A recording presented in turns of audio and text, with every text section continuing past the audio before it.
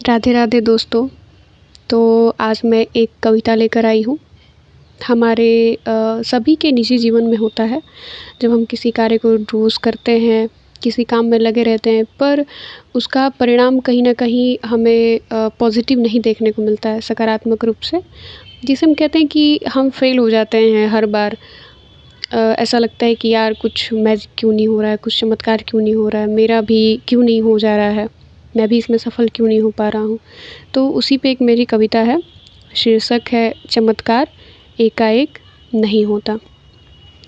तो ऐसे है कुछ कि चमत्कार एकाएक नहीं होता।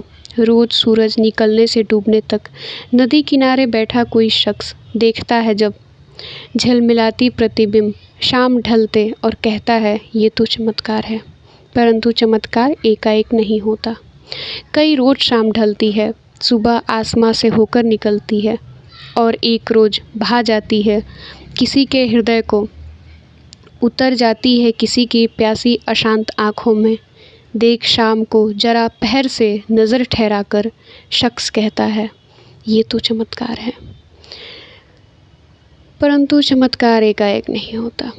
रोज़ चढ़ते ऊंची चोटी पर एक दिन शिखर तक पहुंच जाने से लोग कहते हैं ये तो चमत्कार हो गया।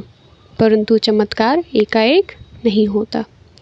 नहीं होता एकाएक कुछ भी इस सृष्टि में। पेड़ के फलों से लदने से पहले पौधा होने तक, मिट्टी में दबने तक का सफ़र तय करता है। नदी उद्गमित होकर निकलती है, चट्टानों से रिसती है, पिघलती है, तय करती है लंबी दूरी, भटकते हुए कई अरसों तक। फिर नदी होती है किसी शहर की। हवाएं उठती है विक्षोभ से, बवंडर होकर तूफान होती है, फिर सरसराती हवा। ये क्या यूं ही होता है? नहीं, ये चमत्कार ही है। लेकिन चमत्कार एकाएक नहीं होता। चमत्कार भी समय मांगता है। चमत्कार कब होना है बखूबी जानता है। तो कैसी लगी ये कविता? और इससे यही सीख मिलती है कि हमें धैर्य रखने की ज़रूरत है जीवन में।